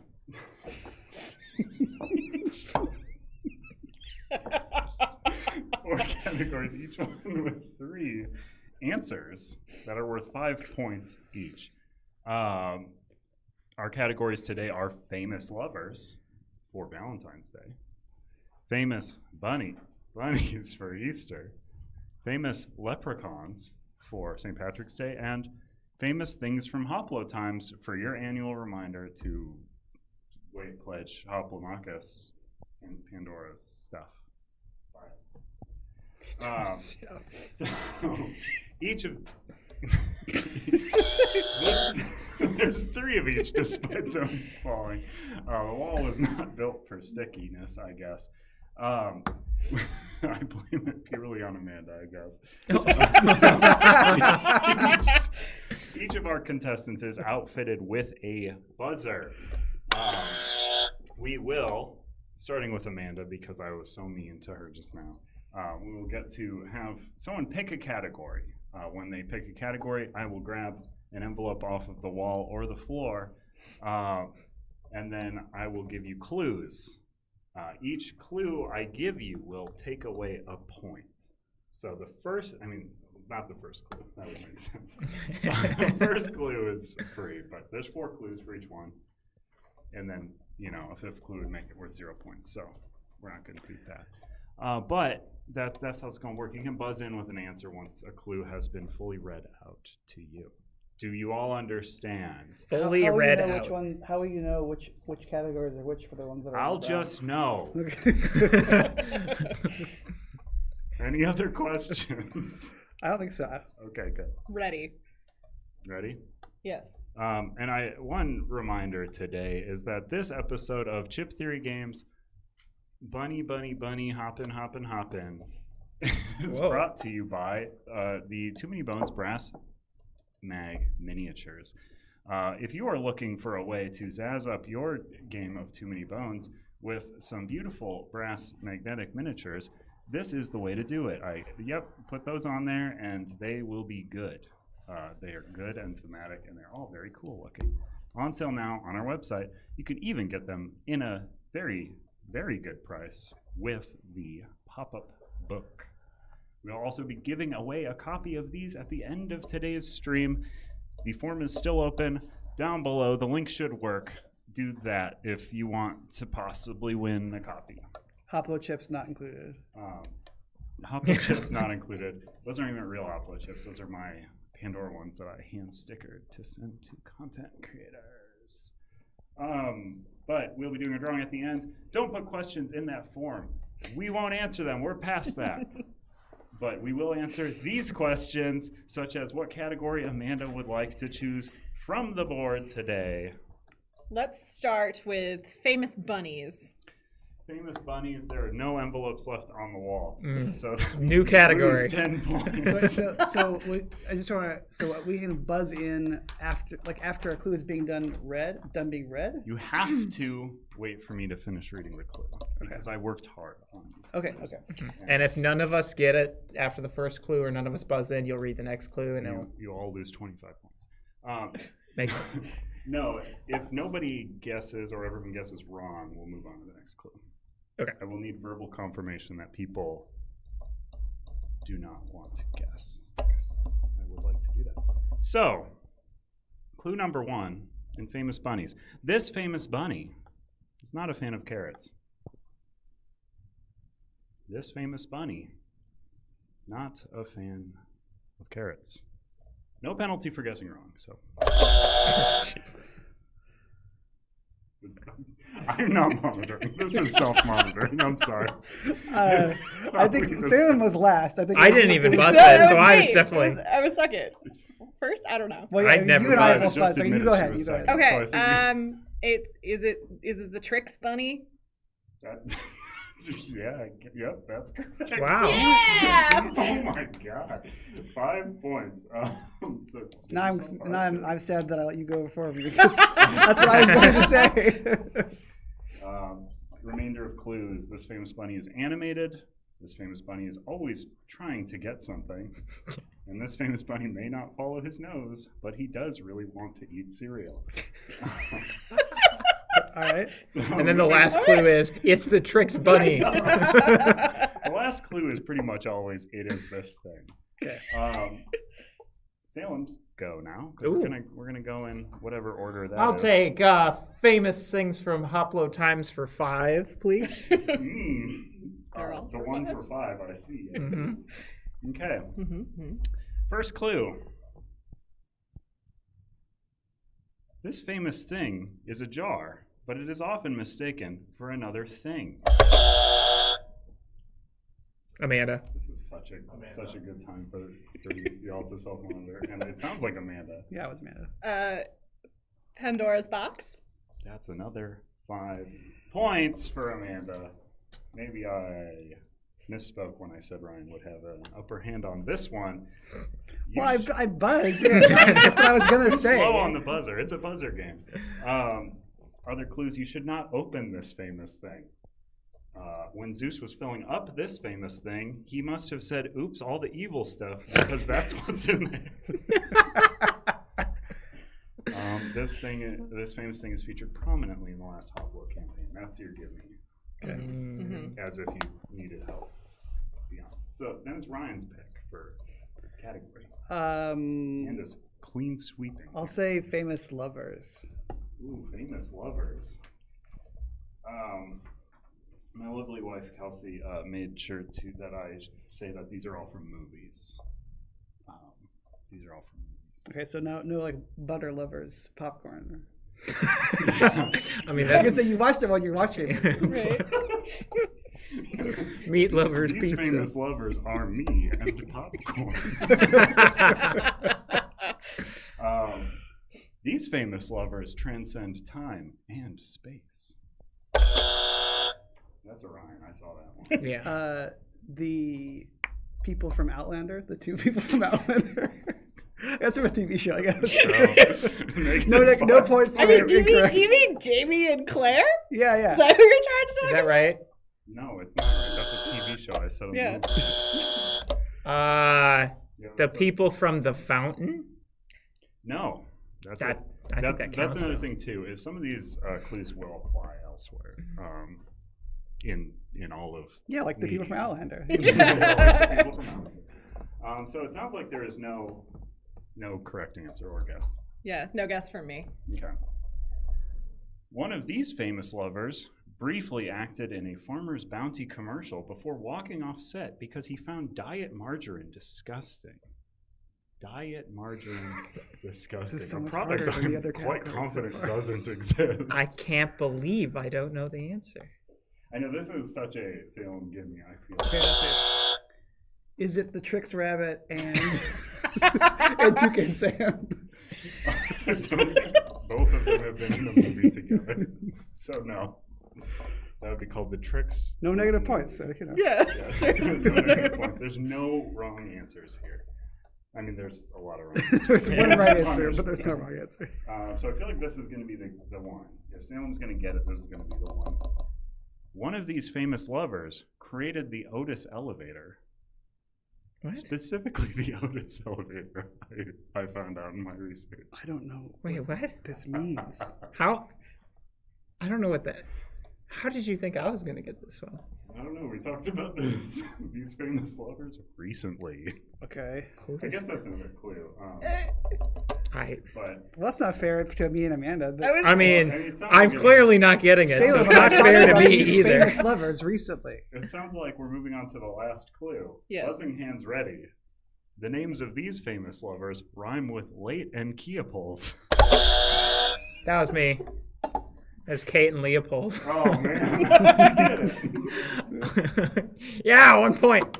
Meg Ryan and Hugh Jackman. Jackman. Huge Mhm. man. I was gonna do like a Wolverine thing there, and it's like a in the cut thing. I think Meg Ryan's in there, right? Yes, she is. Meg Ryan is. Okay, so Salem got a point. So scores currently 10-1. 0. Good. Okay.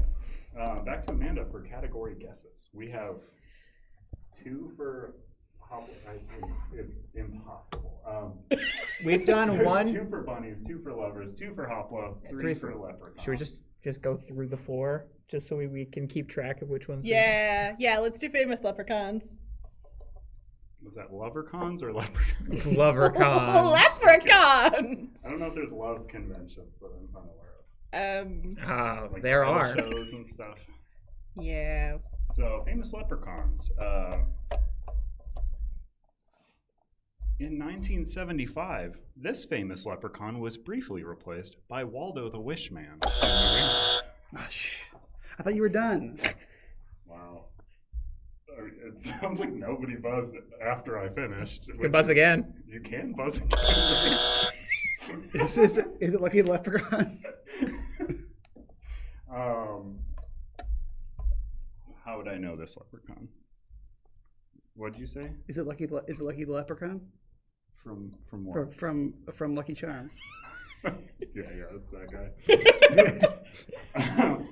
This other clues. This famous leprechaun has been known as the god of the charms and LC Leprechaun. This Really? famous leprechaun is always defending himself from thieving children. This famous leprechaun has a treasure that is known to be magically delicious. So that's 5 for Ryan. We're catching up here. So then Salem is the category grabber. What did you start with? I did bunnies. Bunnies. We'll do bunnies. Bunnies. Famous bunnies. This famous bunny has appeared in Tiny Toon Adventures, Aladdin and the King of Thieves, as well as several other films. I think that was Ryan. I can't. Yeah, that was right. Again, you got to self-monitor and let me know who guessed. Is it Bugs Bunny? It is not Bugs Bunny. It's not Bugs Bunny. Are there any other guesses before we move on to clue 2? Or 2, as I call it. Clue. Pass. Pass.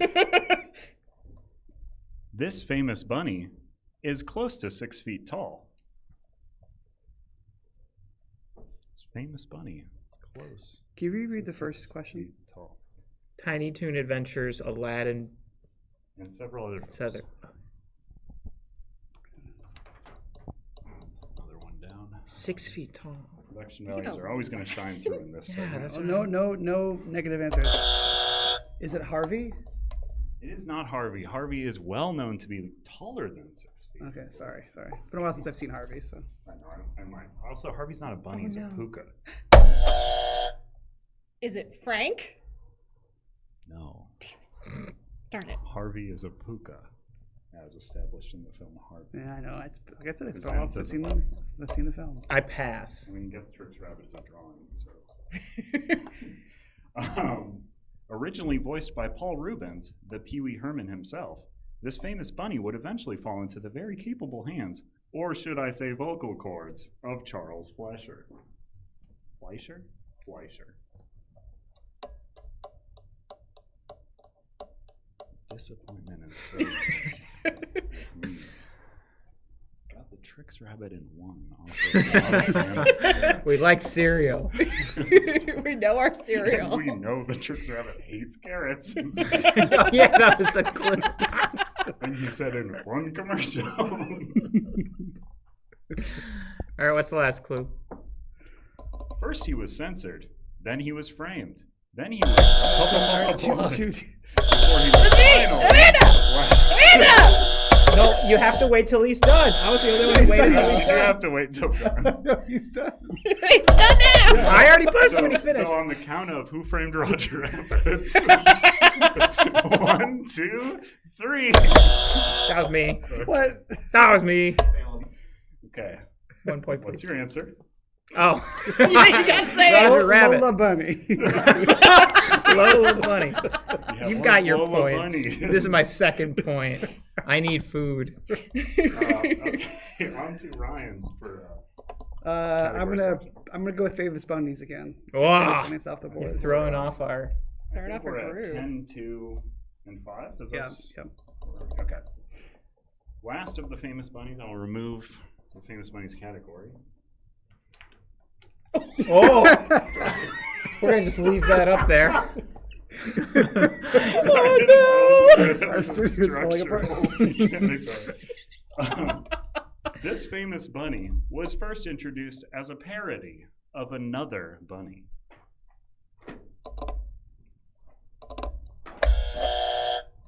That's me. That's That's Amanda. That's an Amanda. Was it Bugs Bunny? No, incorrect. Not Bugs Bunny.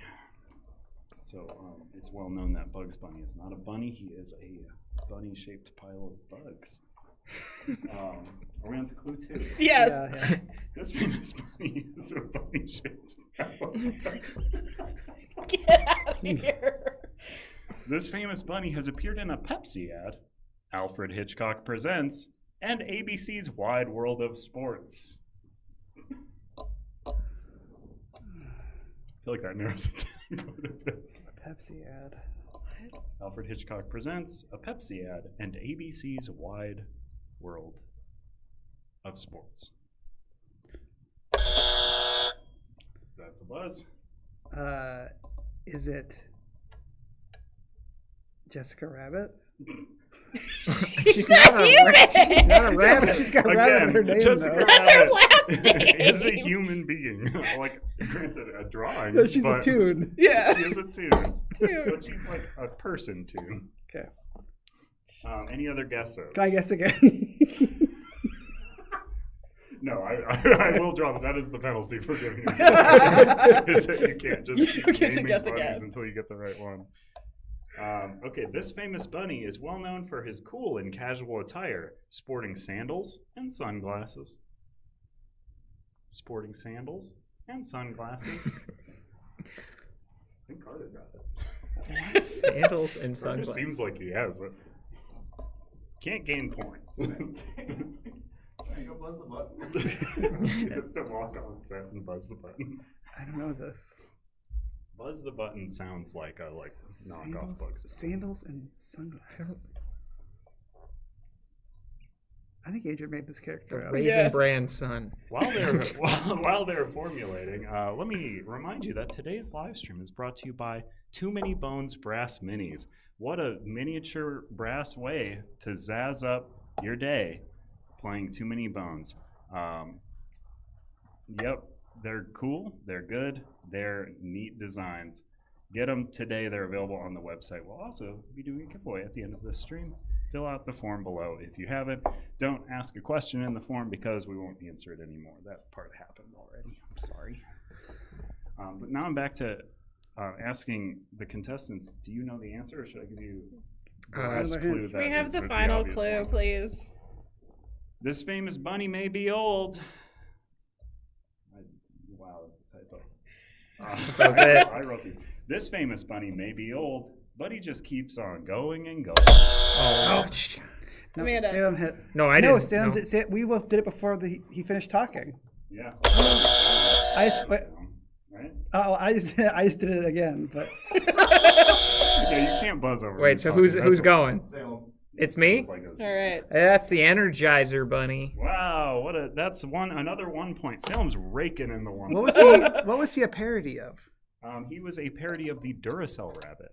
Duracell had a rabbit? Much like the Oreo is not the original Oreo, and the Ah. VHS is not the original VHS.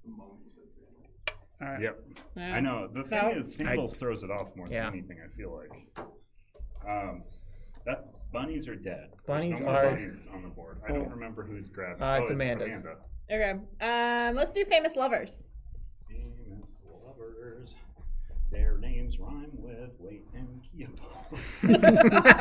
I could just keep giving facts about Kate and Leopold. A truly unhinged movie. All of the final clues should just be like their names rhyme with Remember, Joe Meow and Brilliant. remember how I said Leopold in Kate and Leopold designed the elevator? He is pulled through time to the present, and as a result, the person who pulled him through time steps into an elevator, but it's just an empty shaft. They still built the elevator shaft, but elevators do not exist anymore because he's gone. A bad movie, in my opinion. These famous lovers are featured in one of the best films of all time, according to me. This one, you need Is that the whole clue? You need to know a little bit about me and my opinion about movies. Knowing what I know about you, I'm going to say Shrek and Fiona. Wow. I think you painted me into a Shrek corner that I don't deserve. And that answer is wrong, but the next clue is going to make it seem like it's that again. Any other guesses at clue 1? Nope. The love that these famous lovers share may make you green with envy.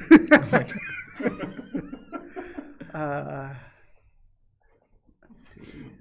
My guess is I can move on to the next. Yeah. Wait. Oh, no. Amanda's got a guess.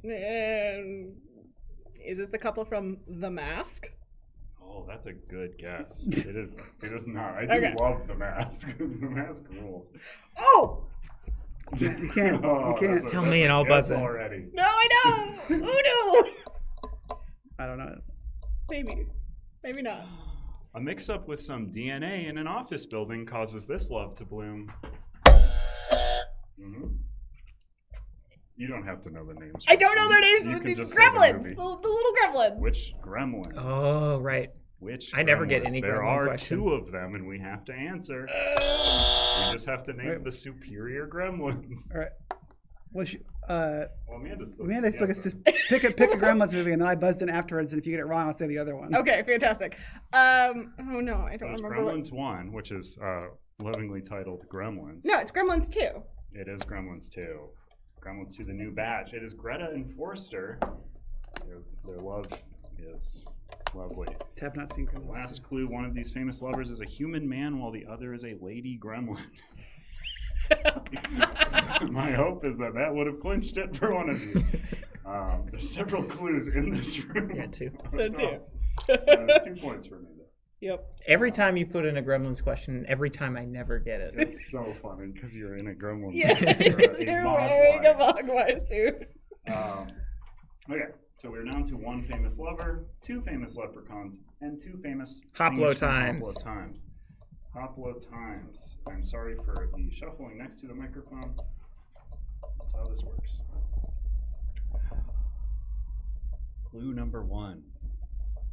A veiled reference to this famous thing from Hoplo times was featured in the 2013 film Pacific Rim.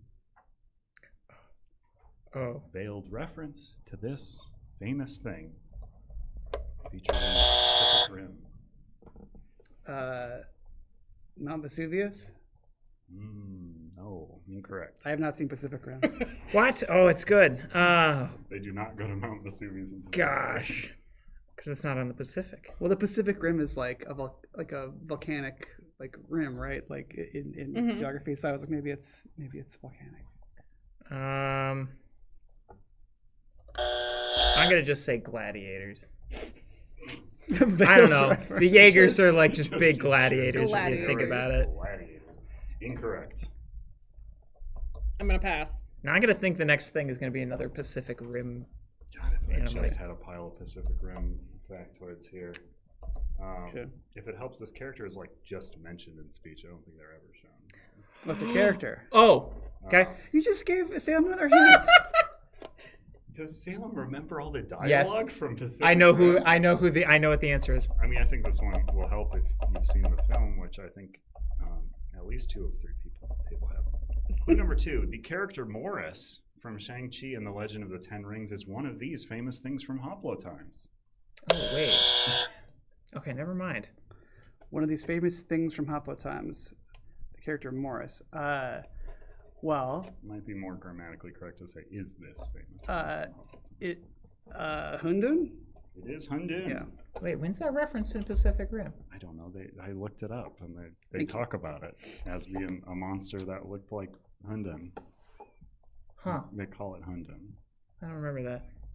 Never mind. I thought it was Has going to. Charlie Hundun in it? Oh my God! No, that's not the connection, is it? No. My other clues, thoughts on this famous thing from Hoplotimes are a bit chaotic. And then I hope you're excited for this famous thing from Hoplotimes. I have nothing else about this character. It's hard to research Hundun. I admire Ryan for doing it. Hundun, in the Pandora's content. Pick it up. Late pledge available now. One of the cooler looking scions in the game. It's a cool. I got to winged remember that egg. Hoplo doesn't. So we're not referring to Hoplo specifically to like Roman or Greek. No, it's kind of we're like just- this weird fictional. Anything that's in the olden time. Hoplo games. Well, but that was a legend at the time. Like Yeah. it's period Sure. appropriate. Yeah. Yeah, general from the times, not from. I don't know, from the times of the games. You know. Okay. Down to Ryan, I think. We're down to one Hoplo times. One famous lovers, two leprechauns. I'll do Hoplotimes again. Okay, clue incoming, buzzers ready. This famous thing from Hoplo Times was presented as a gift, but is anything but.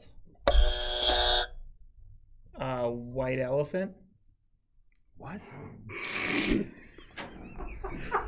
But no, it is actually. I follow the list. Yeah, that's genuinely what a white elephant is. This is It's not Hannibal and the Elephants, is that? no, that's not what I was referencing. I was referencing the whole concept of a white elephant is like, because it's essentially like, oh, here's a gift, and you're like, oh crap, I have to take care Now of I this have to now. do this, this thing that I don't really want Yeah. or didn't ask for. I appreciate the new information. follows I've the gained, logic. but that is not the answer to this question. I follow it. And I wasn't sure if there's a white elephant in Hoplo or not. So There probably is. I believe in you, Salem. Are we on to our next clue? Yes, Yeah. please. This famous thing from Hoplo Times is famous for being full of dudes. Is it a Trojan horse? It is a Trojan horse. Technically, that's from before Hoplotimes. yeah, wow. I just said how generic this time frame is that I'm referencing. That's a Greek myth, which is so predates Hoplotimes significantly. Wow. So there's no Greek characters in Hoplo? Is this correct? Well, only in their Roman counterparts. Yeah. So I think I should get points for pointing out the incorrect nature of the question. Ryan has gained 20 annoying points. Those are actually worth -1 point. That sucks. The other clues here. There is a computer virus named after this famous Hoplo thing. You should want to look a gift one of these in the mouth because there's a bunch of dudes in there. And the last clue is this isn't from Hoplotimes. This is actually a Hoplo thing. Yeah, you didn't hear my last clue. This isn't actually from Hoplo Times. Okay, those are all those ones. I can get rid of these 2 sheets. On to the last sheet, everybody. I don't remember who's picking. I think it's Amanda. Well, I thought we have Amanda. 2 leprechauns and 2 leprechaun, 1 and a lover. And one lover. Let's go for leprechauns. Leprechauns. This famous leprechaun's weakness is 4-leaf clovers. Yeah, just take a guess. Leprechaun from Leprechaun. I'll give you an extra point if you can give me leprechaun from Leprechaun's name. But I'm going to give it to you. Yes. That is the Warwick correct Davis. answer. Warwick Davis is the actor. Quite offensive to say that that's the name of the leprechaun.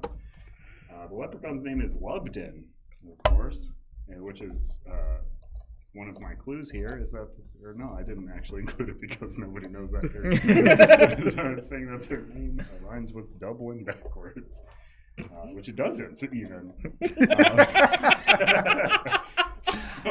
Excellent. Clues. This famous leprechaun is always trying to get back his stolen gold. This famous leprechaun was once bested by Jennifer Aniston. This famous leprechaun has been all over Ireland, North Dakota, LA, the Hood, back to the Hood, and he's even been to space.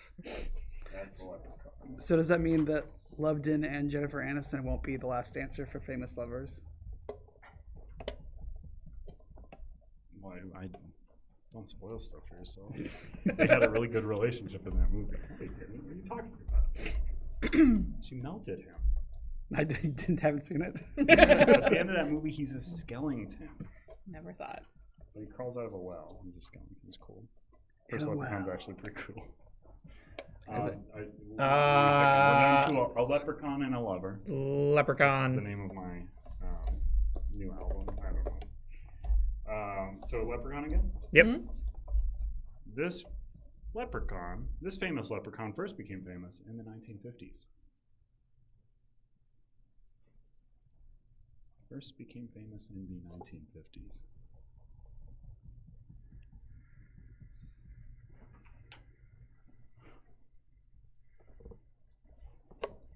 It should be stated here, as in all of the questions, if you name a thing related to the thing I'm talking about, I will. Is it the Great Gazoo? It's not the Great Gazoo. The Great Gazoo, a leprechaun? Maybe. I thought he was in space. I think he is, but I was like, maybe there's some sort of canonical thing where he's a leprechaun. Mr. Mitzel Pitzliak? Is that the one? Mixius Pitalik. Okay, thank you. Now say it backwards 3 times. Is that how you kill him? Just once. You have to get him to say his own name backwards. Why would he ever do that? That's the thing. That's a very specific thing. It's really good against Superman. That's all I know about him. So are we on to clue 2, it sounds like? No? Yes, please. Okay. The inspiration for this famous leprechaun is said to be due to Boston's Irish heritage and large Irish population. That's me that time, I think. Mm-hmm. Is it the Boston Celtics leprechaun guy? Is the Boston Celtics leprechaun guy. What's his name? I will give you an extra point if you can guess it. Take the most generic guess you could possibly imagine. Is his name Boston? No, his name is actually Lucky the Leprechaun. It's his name, So Boston. he has to force himself that. But yeah, the other clues here, this famous leprechaun's favorite foods are Lucky Charms and pizza with green peppers. This is from the Celtics website. Last clue, this famous mascot's best friends are the Celtic dancers, the Celtic players. I'm going to say the team way they say it, which is the wrong way. The Celtic dancers, the Celtic players, and Celtics fans. Wow. Aw, That's, how sweet. So our last category, famous lovers. We're down to the last one here. And of course, this is going to be a good one. I choose Famous Lovers. Oh, good. I was going to start over if you didn't. These famous lovers are the lead characters in the movie that they're from. I will lose my mind if you get it off this. Is it Romeo and Juliet? It is not. I did an extra shot. Yep. Is It it? is also not Romeo plus Juliet. Is it Jack and Rose from Titanic? It is not. I scrapped that one. Is it Nomeo and Juliet? It is not. Oh, I have another guess. These famous lovers first met on a boat. You're able to repeat your guesses from last round. On a boat. The answers will be the same. What was the first clue again? These famous lovers are the lead characters in the movie that they're Oh, from. okay. They're just Probably something. not the name. Mm-hmm. Is it Goldie Hawn and Kurt Russell from Overboard? No, that's a good one. That's kind of a gross one too. It is. Because he kind of brainwashes her, but whatever. It's still a fun Met movie to on a watch. Any other ones? Are we moving? Are we grooving? While we're thinking, Should say Titanic again. this lovely edition of Chip Theory Gameshow, Bunny, lovin', is brought to you by the Too Many Bones Brass Mag miniatures. They are miniatures that you can place atop of your character chips. They're magnetic, so you know they're going to stick there. And they're very cool little guys that look your little art on the chip. A nice way to immerse yourself in your game of Too Many Bones. Pick up your copy today on the website where they live. We're also going to be doing a giveaway. That giveaway is going to be closing in, I don't know, less than 5 minutes, I'll say. As soon as we're done with this question, it's going to close. And then we're going to do the drawing. Lovely Carter off screen is going to hit the turn off. He's going to scramble up the numbers, and we're going to do that drawing. In the meantime, does anyone have anything for lovers that met on a boat? Is it Katharine Hepburn and Humphrey Bogart from The African Queen? Mm. That's a good guess, but it's the wrong one, too. So, no. All right, next clue. Salem's still got a guess. Locked and loaded. Is it Titanic 2? Titanic? It is not. No, okay. It's not. Titanic 2. Haven't seen it, but That's the one where the Titanic comes back with a vengeance, right? I think That's they make a that's second Titanic 3. Titanic and they call it Titanic 2, and they're Comes like, back no way it'll with a happen vengeance, again, right? and it happens again. Titanic with a Vengeance is 3. The second one is called Titanic. Yeah. One of these famous lovers is getting over a breakup, while the other often lies about his job. This is such a specific one to me in my childhood. I watched this movie too much. It's not a good movie that these famous lovers are from. Not a good movie. Some might call it an inferior second part. I'll throw in a little extra clue. Inferior Extra clue for a little Part extra 2 points. of something?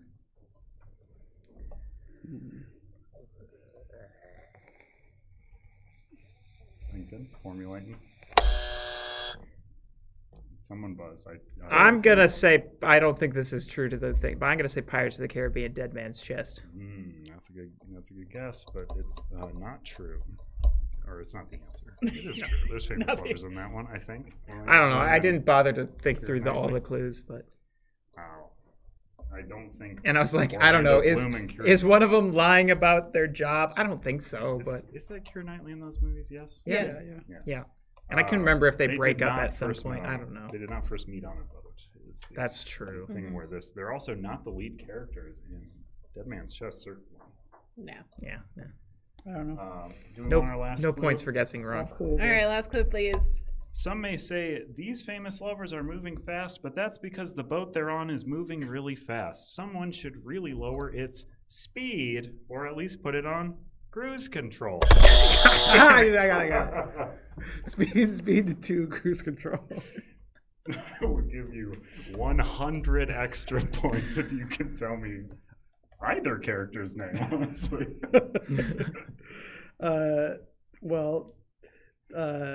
Tom Cruise and Sandra Control. Tom Cruise and what? Sandra Control. It's, of course, Annie and Alex, played by Sandra Bullock and Thank you. a guy I don't remember. It's not Keanu though. Luke. Or is that the director? I don't remember. I watched that movie a lot as a kid. It's not good. It's Why? a bad version. I don't know. Okay. I think Speed 1 is rated R. And Speed 2 is rated PG-13. Speed 2 is a much worse movie. We're doing the drawing. Are the responses closed? They are closed. I'm sorry if you were filling them out. You should have done it faster. There will be a giveaway in the future. We are giving away lovely Brass Mag miniatures. Please put a number in the chat, and Carter will hit the randomize button that many times. The answer has to be 1 through 9. It cannot be 1,000. The first one entered is how many times you will hit the button. Carter's also monitoring the chat. I am not. I'm staring at Carter. Hoping that I'll do it too. yes. Also, everyone's Amanda staring was at our Carter. winner, right? Yeah. Yeah, total up your points, I guess. 8. 14. 16. Whoa! The audience has guessed correctly, I believe. That's nuts, guys. Last I saw, the percentages were skewing Amanda. Is this still the case, Carter? Okay. Skewing Amanda. I know the biggest winner in the categories was I believe in them all. I don't want to choose. Very sweet of you all. The but coward's also that's answer. not an answer. That's a coward's answer. Actually, wait. Uh-oh. Wait, there's an update. There's an update. Salem is Oh. predicted by about 4%. Ah, Ooh. I let you all down. Sam has the hottest hand, I think. Sam's a good at the buzzer game, and usually there are less open answers, I feel like. I think I usually give 50-50 answers, such as, is this from Ghoulies or Gremlins? Yeah. You're kind of bound to get one right if you're just guessing. All right. We'll be clicking random number generator. Yeah. 7 How many? times. We're clicking it 7 times. Click 1, click 2, click 3, click 4, click 5, click 6, click 7, and Click 8. what is our name that's redo it. appropriate to read on screen? You be sick. We're giving him a sec.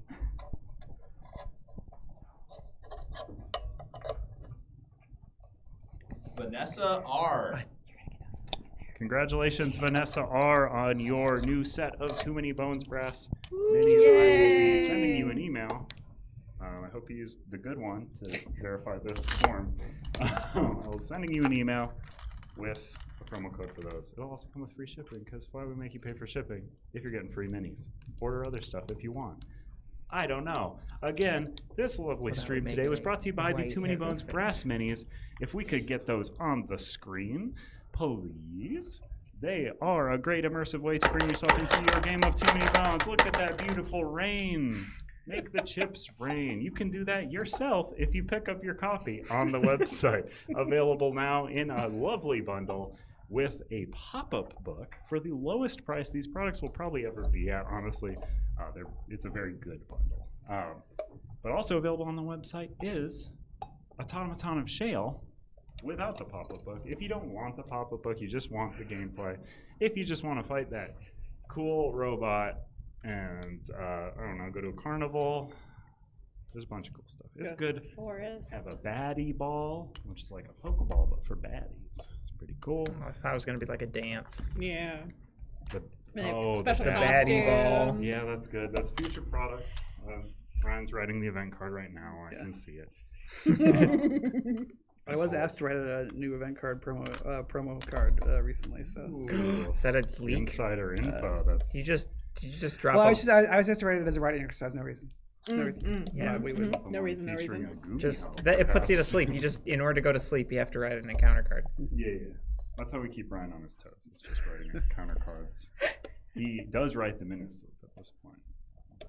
Honestly. All right, but that is it. There's also late pledges for Hoplomachus Pandora's any amount of things, whichever stuff from that campaign you would like. It applies to Victorum, Remastered, and if you want to combine them, there's stuff for that too. It also features a physical version of Quicktorum, which is in the Victorum pack. Yes?